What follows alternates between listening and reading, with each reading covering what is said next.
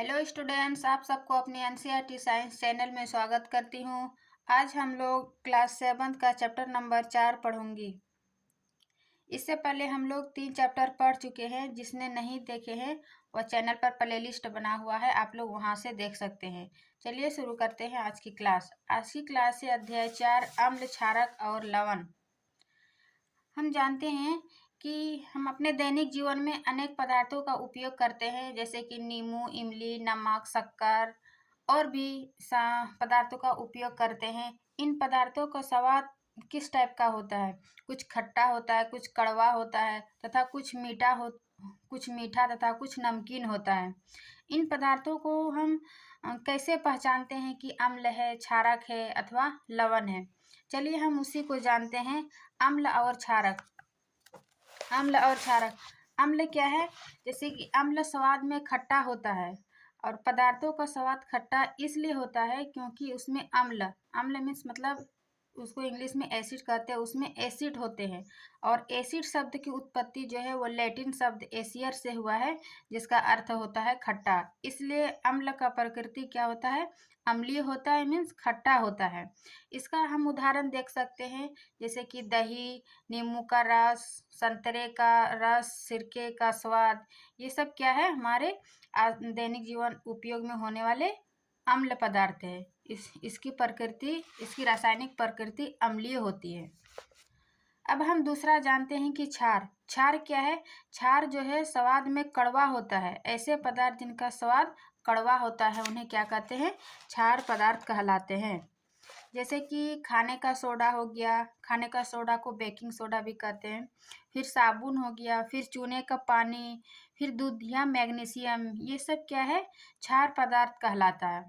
मतलब अम्ल और क्षारक हम देख लिए। अब हम ये कैसे पता करेंगे कि कोई पदार्थ अम्ल है अथवा क्षारक है? इसका परीक्षण करने के लिए एक विशेष पदार्थों का उपयोग करता है एक विशेष प्रकार के पदार्थों का उपयोग किया जाता है। ये पदार्थ जो है सूचक कहलाता है। सूचक क्या है? कोई पदार्थ अम्लीय है अथवा क्षारीय है, इसका परीक्षण करने के लिए उपयोग किया जाता है। कुछ प्राकृतिक सूचक भी है और कुछ कृत्रिम सूचक भी है। प्राकृतिक सूचक में आता है जैसे कि हल्दी, लिटमस, गुड़हल की पंखुड़ियाँ, ये सब प्राकृतिक सूचक के तरह उपयोग किया जाता है। जैसे कि हमारे आसपास की कुछ प्राकृतिक सूचक है। लिटमस एक सामान्य उपयोग में किया जाने वाला एक प्राकृतिक सूचक लिटमस है। इसे जो है वो लाइकेन से प्राप्त किया जाता है। लाइकेन क्या है? जैसे कि यहाँ देख पा रहे हैं, ये एल्गी मतलब शैवाल और फंगस से मिलकर बना होता है ये लाइकेन। ये पत्थरों, दरारों, चट्टानों आदि में पाया जाता है। हरे रंग का हरे शैवाल और कवक। इसका जो है वो लाल और नीला दो रंग में उपलब्ध होता है लाइकेन। ये किस प्रकार सूचक का काम करता है कि जब अम्लीय विलयन में मतलब लिटमस को जब अम्लीय विलयन में मिलाया जाता है तो ये लाल हो जाता है। मीन्स जब अम्लीय विलयन में लिटमस को डाला जाता है तो ये लाल हो जाता है, और वही क्षारीय विलयन में लिटमस पत्र को मिलाया जाता है तो यह नीला हो जाता है। इस प्रकार हम कोई पदार्थ लाल हो जाता है तो हम पता कर लेते कि यह अम्लीय है, और जो पदार्थ नीला हो जाता है उससे पता चलता है कि ये क्षारीय पदार्थ है। तो इस प्रकार लिटमस हम एक प्राकृतिक सूचक के रूप में उपयोग किए। फिर है दूसरा हल्दी। हल्दी को हम किस प्रकार यूज करते हैं? एक क्रियाकलाप द्वारा देख सकते हैं। हल्दी को क्या करते हैं, कुछ इसका पेस्ट बनाकर कागज के शीट पर हल्दी लगा दिया जाता है और इसको सुखाकर चूने के पानी से मतलब फूल वगैरह बना दिया जाता है। इससे क्या होता है कि हल्दी जो है अम्लीय विलयन मतलब पीला कर देता है। हल्दी अम्लीय विलयन को पीला कर देता है और क्षारीय विलयन को गहरा लाल भूरा बना देता है। इससे पीला और लाल रंग का फूल बन जाता है। इस प्रकार हम हल्दी को एक प्राकृतिक सूचक की तरह उपयोग कर सकते हैं। फिर है तीसरा गुड़हल के पुष्प।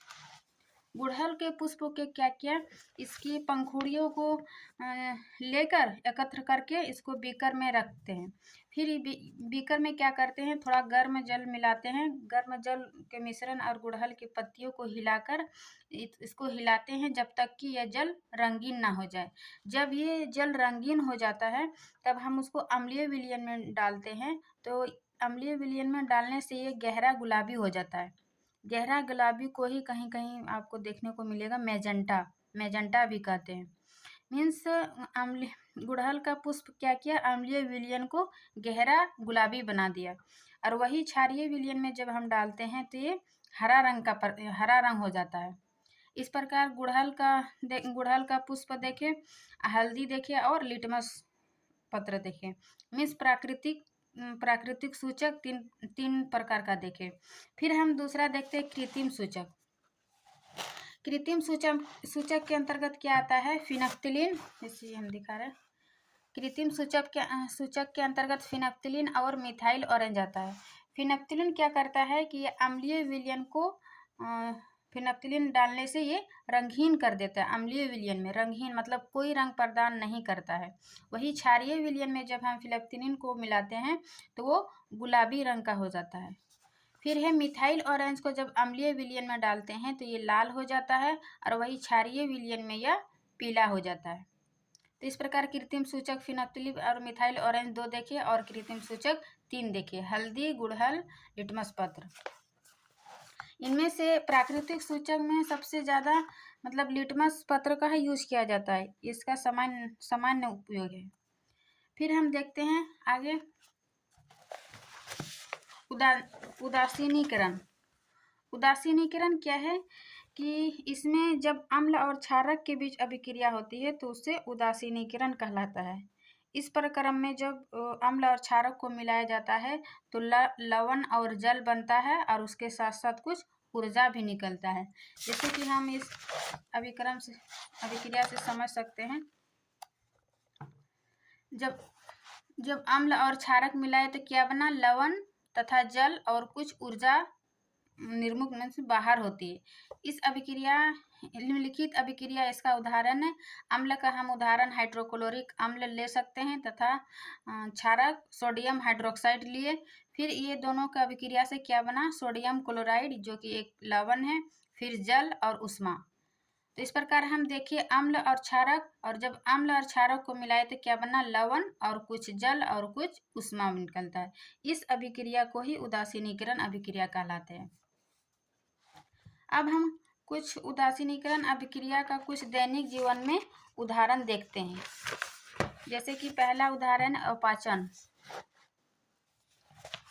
दैनिक जीवन में उदासीनीकरण के उदाहरण है अपाचन। अपाचन क्या है, जब हम हमारे पिछले अध्याय में ही पढ़े थे कि प्राणी में पोषण, आमाशय में हाइड्रोक्लोरिक अम्ल पाया जाता है जो हमारे भोजन को पचाने में सहायता करता है। लेकिन आमाशय में जब आवश्यकता से अधिक अम्ल हो जाता है तो इस होने से क्या होता है, ये अपाचन हो जाती है। मीन्स हमें इससे मुक्ति पाने के लिए क्या करते हैं हम, इस मतलब ज़्यादा अधिक हो जाता है तो और हम ज़्यादा क्षारक पदार्थ मिलाया जाता है। जैसे कि दूधिया मैग्नीशियम में क्या होता है, मैग्नीशियम हाइड्रोक्साइड एक क्षारक पदार्थ है। तब अत्यधिक अम्ल होने से फिर क्षारक पदार्थ मिलाते हैं तो वो क्या होता है, उदासीन हो जाता है। मीन्स उसके अभिक्रिया को कम कर देते हैं। इसको प्रति अम्ल भी कहते हैं। मीन्स अम्ल के प्रति प्रभाव को उदासीन कर देता है, जो प्रति अम्ल के रूप में दूधिया मैग्नीशियम का उपयोग कर सकते हैं। तो अपाचन देखे उदासीनीकरण का प्रक्रिया में। फिर दूसरा देखते हैं हम चींटी का डंक। चींटी का डंक क्या करते हैं, जब ये हमारी त्वचा को काटती है तो त्वचा में एक अम्लीय द्रव छोड़ती है जो कि हमारे स्किन को मतलब जलन सा महसूस होता है, दर्द सा महसूस होता है। इससे राहत पाने के लिए हम क्या करते हैं, इसमें खाने का सोडा को सोडियम हाइड्रोजन कार्बोनेट कहते हैं या फिर कैलेमाइन विलयन मिलाकर उदासीन किया जाता है। इसमें क्या होता है, जिंक कार्बोनेट होता है। इस प्रकार हम देखें कि चींटी का डंक में जो काटती है तो वो त्वचा में अम्लीय द्रव छोड़ती है और इसको उदासीनीकरण करने के लिए हमें एक क्षारक पदार्थ मिलाए जाते हैं जिसको खाने का सोडा या फिर सोडियम हाइड्रोजन कार्बोनेट। और इससे क्या होता है, उदासीन हो जाता है, जिसके उसके अम्लीय को उदासीनीकरण कर दिया जाता है। फिर ये तीसरा उदाहरण हम देखते हैं कि मृदा उपचार। मृदा उपचार क्या है कि जब हम फसल या पौधे को में अत्यधिक रासायनिक उर्वरक का उपयोग करते हैं तो वो मृदा जो है वो धीरे धीरे अत्यधिक अम्लीय अथवा क्षारकीय हो जाता है। और जब अत्यधिक क्षारकीय और मृदा अम्लीय हो जाएगा तो यह फसल या पौधे की वृद्धि के लिए मतलब अच्छी नहीं मानी जाती, अच्छे से ग्रोथ नहीं हो पाएगा। इसलिए मृदा के उपचार में क्या करते हैं, यदि मृदा अम्लीय हो जाता है तो उसको क्षारीय पदार्थ मिलाया जाता है, जैसे कि बुझा हुआ चूना जैसे कैल्शियम हाइड्रोक्साइड या फिर बिना बुझा हुआ चूना कैल्शियम ऑक्साइड मिला दिया जाता है ताकि वो अम्लीय जो है वो उदासीन हो जाए क्षारक पदार्थ मिला के। फिर वही दूसरी मृदा यदि क्षारीय हो जाता है तो उसमें जैव पदार्थ मिलाया जाता है, जैव पदार्थ जैसे कि कंपोस्ट खाद। ये क्या करते हैं, ये मृदा और क्षारीय पदार्थ को इसकी प्रकृति को उदासीन कर देते हैं। इस प्रकार हम मृदा के उपचार में भी उदासीनीकरण का उदाहरण देखें।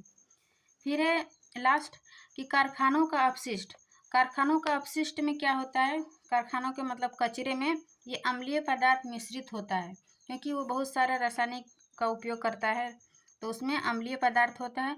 और ऐसे अपशिष्ट पदार्थ को यदि हम जलाशय या नदियों में ऐसे ही बहा देते हैं तो उसमें जो जलीय जीव जंतु है, मछली है, जीव जंतु, उसको नष्ट होगा, मतलब अम्ल के कारण वो नष्ट होने लगेगा।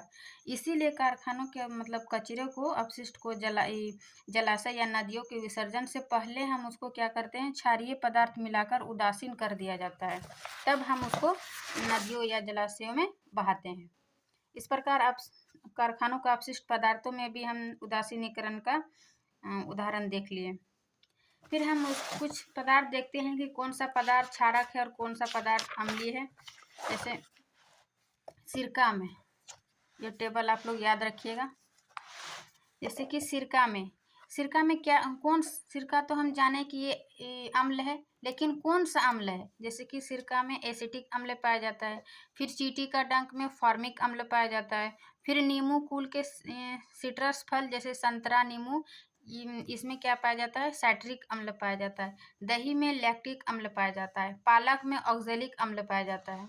फिर आंवला या सिट्रस फल में एस्कॉर्बिक अम्ल और आंवला, नींबू, ये सब में विटामिन सी भरपूर मात्रा में पाई जाती है। फिर इमली, अंगूर, कच्चे आम आदि में टार्टरिक अम्ल पाया जाता है। तो इस प्रकार ये कौन सा पदार्थ में कौन सा अम्ल पाया जाता है हम देखें। अब कुछ क्षारक पदार्थ देखते हैं, जैसे कि चूने का पानी हमको पता है ये क्षारक है, लेकिन इसमें क्या पाया जाता है, जैसे कैल्शियम हाइड्रोक्साइड। फिर एक खिड़की के कांच आदि साफ करने के लिए उसमें क्या मिलाया जाता है, ये अमोनियम हाइड्रोक्साइड, जो कि एक क्षारक है। फिर है साबुन भी तो क्षारक है, लेकिन उसमें क्या क्या पाया जाता है, सोडियम हाइड्रोक्साइड और पोटेशियम हाइड्रोक्साइड। फिर है दूधिया मैग्नीशियम, इसको मिल्क ऑफ मैग्नीशिया भी कहते हैं। इसमें क्या पाया जाए, मैग्नीशियम हाइड्रोक्साइड, जो कि एक प्रति अम्ल के रूप में हम लोग अपाचन में यूज करते हैं। तो ये थी आज की क्लास का थ्योरी पार्ट। अब हम देखते हैं अभ्यास में क्या है कि अम्ल और क्षारकों के बीच अंतर बताइए।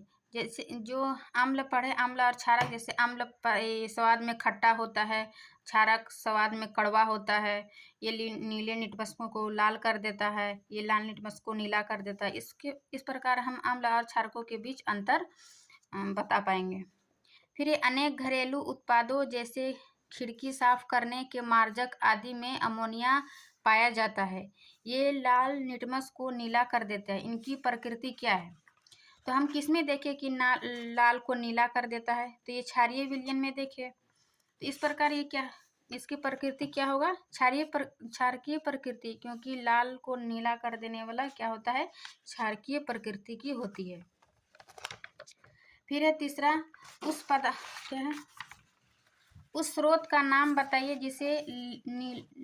जिसे लिटमस विलयन को प्राप्त किया जाता है। इस विलयन का उपयोग क्या है, मतलब जैसे लिटमस पत्र हम किससे प्राप्त किया जाता है, लाइकेन से। जो लाइकेन क्या है, शैवाल और फंगस का सहजीवी है, दोनों एक दूसरे पर आश्रित है, तो इसका उत्तर हो जाएगा लाइकेन। फिर है चौथा, क्या आसुत जल अम्लीय, क्षारीय, उदासीन होता है? आप इसकी पुष्टि कैसे करेंगे? तो कोई पदार्थ क्षारीय है, अम्लीय है, उदासीन है, इसका पुष्टि करने के लिए हम क्या करते हैं? सूचक का उपयोग करते हैं। इससे हम लिटमस पत्र लेकर उस पदार्थ को अम्लीय विलयन में डालेंगे। यदि लाल हो जाता है तो हम पता कर लेते हैं कि यह अम्ल है, यदि नीला हो जाता है तो वह क्षारीय है, यदि कोई भी रंग प्रदान नहीं करता है तो वह उदासीन है। इस प्रकार हम इसकी पुष्टि कर पाएंगे। फिर है पांचवा, उदासीनीकरण के प्रक्रम को एक उदाहरण देते हुए समझाइए। उदासीनीकरण का हम बहुत उदाहरण देखे, इनमें से एक अपाचन का दे देते हैं। जैसे कि उसमें क्या मिलाया जाता था? अपाचन में मैग्नीशियम, दूधिया मैग्नीशियम डालकर उसको उदासीनीकरण कर देते थे। उसको सारा प्रक्रम को समझा, जो कि हम थ्योरी में जो पढ़े हुए इसमें समझा, उदाहरण देके समझा देंगे। फिर एक क्वेश्चन नंबर 6, निम्नलिखित कथन यदि सही है तो टी अथवा गलत है तो एफ लिखिए। जैसे कि नाइट्रिक अम्ल लाल लिटमस को नीला कर देता है। नाइट्रिक अम्ल क्या है? अम्ल, ये अम्लीय पदार्थ है। तो अम्लीय पदार्थ क्या करता था? यह अम्लीय विलयन को लाल कर देता था। लेकिन यहाँ अम्ल लाल लिटमस को नीला कर देता है, ये कथन गलत है, यानी फॉल्स है। फिर है सोडियम हाइड्रोक्साइड नीले लिटमस को लाल कर देता है। नीले लिटमस को लाल तो अम्ल करता है, और सोडियम हाइड्रोक्साइड क्या है? एक क्षारक पदार्थ है। इस प्रकार ये भी फॉल्स हो जाएगा। फिर है सोडियम हाइड्रोक्साइड और हाइड्रोक्लोरिक अम्ल एक दूसरे के उदासीन करके लवण और जल बनाते हैं। सोडियम हाइड्रोक्साइड क्या है? ये एक क्षारक पदार्थ है, और हाइड्रोक्लोरिक अम्ल ये अम्ल है। तो जब क्षार और अम्ल मिलता है तो क्या बनता है? लवण और जल। इस प्रकार इसका कथन सही है, ट्रू। फिर सूचक वह पदार्थ है जो अम्लीय और क्षारीय विलयन में भिन्न रंग दिखाता है, बिल्कुल सही। फिर दंत क्षय क्षार की उपस्थिति के कारण होता है। दंत क्षय जो है वो क्षार की उपस्थिति के कारण नहीं होता है, अम्ल की उपस्थिति के कारण हमारे दांत का क्षय होने लगता है। अम्ल से जब रहते रहते उसमें क्या होता है? बैक्टीरिया पनप जाता है और हमें दंत क्षय होने लगता है। फिर है सातवां, दर्जी के रेस्टोरेंट में शीतल यानी मृदु पेय की कुछ बोतलें हैं, लेकिन दुर्भाग्य से वे चिन्हित नहीं है। उसे ग्राहकों की मांग के अनुसार पेय परोसने हैं। एक ग्राहक अम्लीय पेय चाहता है, दूसरा क्षारकीय और तीसरा उदासीन पेय चाहता है। दर्जी यह कैसे तय करेगा कि कौन सी बोतल किस ग्राहक को देनी है? इसका सिंपल सा है, कोई भी पदार्थ अम्ल है, क्षारक है, उसको हम सूचक पदार्थ से पहचान कर पाते हैं। सूचक में अम्लीय विलयन में डालेंगे तो लाल हो जाएगा, क्षारीय विलयन में डालेंगे तो नीला हो जाएगा। यदि कोई भी रंग प्रदान नहीं करेगा तो वो उदासीन है। इस प्रकार इसका पुष्टि करके हम ग्राहक को परोस पाएंगे। फिर आठवां, समझाइए ऐसा क्यों होता है? क्या समझाना है? जैसे कि जब आप अति अम्लता से पीड़ित होते हैं तो प्रति अम्ल की गोली लेते हैं। जैसे कि अति अम्लता हमें कब होती है? जब हमें अपाचन हो जाती है। इससे राहत लेने के लिए हम क्या करते हैं? क्षारक पदार्थ जैसे दूधिया मैग्नीशियम ये प्रति अम्ल के रूप में लेती है। तो ये क्या करते हैं? अति अम्लता को क्या करते हैं? ये उदासीन कर देते हैं, है ना। इस प्रकार हमें अपाचन से राहत मिल पाती है। तो इसका इस प्रकार समझा, जो कि थ्योरी जैसे हम बताए वैसे इसमें भी लिख देना। फिर जब चींटी काटती है तो त्वचा पर कैलेमाइन का विलयन लगा जाता है, क्योंकि जब चींटी काटती है तो वह हमारे त्वचा पर क्या करते हैं? ये अम्लीय द्रव छोड़ती है। इसलिए अम्लीय द्रव को उदासीन करने के लिए हम कैलेमाइन जैसे क्षारक पदार्थ का उपयोग करते हैं। तो ये उदासीन करके ये हमें चींटी के डंक से काटता है, जो हमें जलन और दर्द से राहत दिलाती है। फिर एक कारखाने के अपशिष्ट को जलाशय में बहने से पहले उसमें उदासीन किया जाता है, क्योंकि जो कारखाने के अपशिष्ट जो होता है वो अम्लीय प्रकृति की होती है, मतलब उसमें अम्ल होता है। उसको उदासीन मतलब उसको जलाशय में बहाने से पहले हम क्षारक पदार्थ मिला दिया जाता है, ताकि उसको उदासीन करके बहाते हैं। फिर है क्वेश्चन नंबर 9, आपको 3 द्रव दिए गए जिनमें से एक हाइड्रोक्लोरिक अम्ल है, दूसरा सोडियम हाइड्रोक्साइड है और तीसरा शक्कर का विलयन है। आप हल्दी के सूचक के रूप में उपयोग करके इनकी पहचान कैसे करेंगे? जो हम वही बात है, हल्दी में क्या करता है, ये अम्लीय विलयन में डालेंगे तो ये पीला कर देगा, और क्षारीय विलयन में डालेंगे तो ये गहरा लाल भूरा हो जाता है। तो इस प्रकार हम अम्ल और क्षारक को पहचान करके यूज कर सकते हैं। फिर 10 है, नीले लिटमस पत्र को एक विलयन में डुबाया जाता है या नीली ही रहता है। विलयन की प्रकृति क्या है, समझाइए। जब हम किसमें देखें कि नीले लिटमस पत्र को विलयन में डालते हैं तो नीला ही रहता है, तो इसमें क्षारक विलयन में देखें कि कोई पदार्थ मिलाया जाता है तो ये नीला हो जाता है, तो यानी क्षारक हो जाएगा। और यदि नीला ही रहता है, मीन्स उदासीन में कोई भी रंग प्रदान नहीं करता है, वो जिस प्रकार का डालते हैं तो उसी तरह रहता है, तो इसकी प्रकृति उदासीनीकरण और क्षारीय दोनों होगा इसका आंसर। फिर है क्वेश्चन नंबर 11, निम्नलिखित वक्तव्यों को ध्यान से पढ़िए। क्या है, अम्ल और क्षारक दोनों सभी सूचकों के रंगों को परिवर्तित कर देता है। अम्ल और क्षारक दोनों सभी सूचकों के रंग को परिवर्तित कर देता है, ऐसा नहीं है जैसे कि फिनोप्थिलीन ने हम देखे कि अम्लीय विलयन में डाले तो वो रंगहीन हो जाता है, मतलब उसमें कोई भी रंग प्रदान नहीं करते हैं। इस प्रकार ये कथन गलत है। फिर है दूसरा, यदि कोई सूचक अम्ल के साथ रंग परिवर्तित कर देता है तो वह क्षारक के साथ रंग परिवर्तन नहीं करता है, ऐसा नहीं है। जैसे कि कोई सूचक अम्ल के साथ डालते हैं तो वो लाल हो जाता है, फिर वही क्षारक के साथ डालते हैं तो वो नीला हो जाता है। इस प्रकार दोनों परिवर्तन होता है, ना कि एक, तो ये भी कथन गलत है।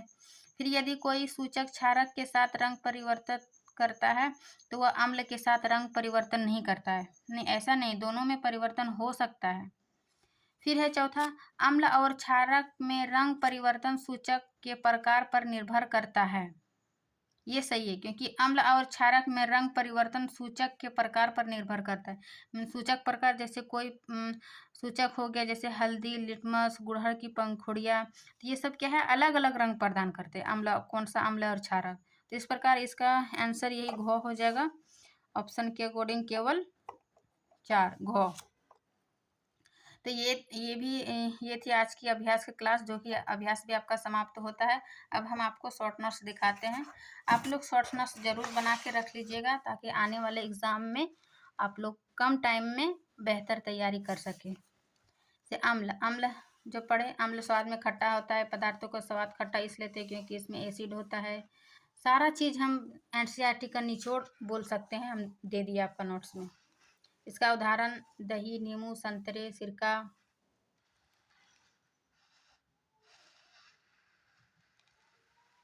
फिर है क्षार, स्वाद में कड़वा, उदाहरण। फिर है सूचक, अम्लीय अथवा क्षारीय परीक्षण करने के लिए विशेष प्रकार के उपयोग किए जाते हैं, जो सूचक कहलाते हैं। प्राकृतिक सूचक, हल्दी, लिटमस, गुड़हल की पंखुड़ियाँ। लिटमस क्या है, अम्लीय विलयन। कितना अच्छा से हम टेबल बना के आप लोग को दिए।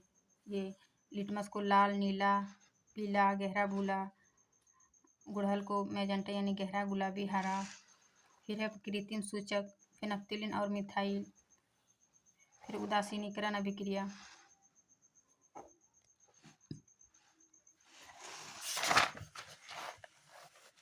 फिर उदासीनीकरण अभिक्रिया में हम देखें इसका उदाहरण, अम्ल और क्षारक पदार्थ मिलते हैं, लवण और जल होता है, फिर कुछ ऊर्जा निर्मुक्त होती है। इसका example HCl plus sodium hydroxide, sodium chloride बना, जल बना, उष्मा बना। फिर दैनिक जीवन में उदासीनीकरण के उदाहरण देखें। पहला है आपाषण में,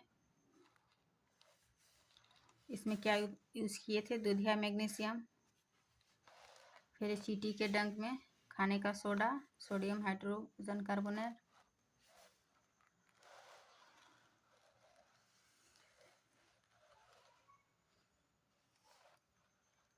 मृदा के उपचार के लिए हम देखिए, अम्लता हो जाने पर क्षारक पदार्थ, क्षारीय होने पर जैव पदार्थ कंपोस्ट मिलाया जाता है। फिर एक कारखानों का अपशिष्ट,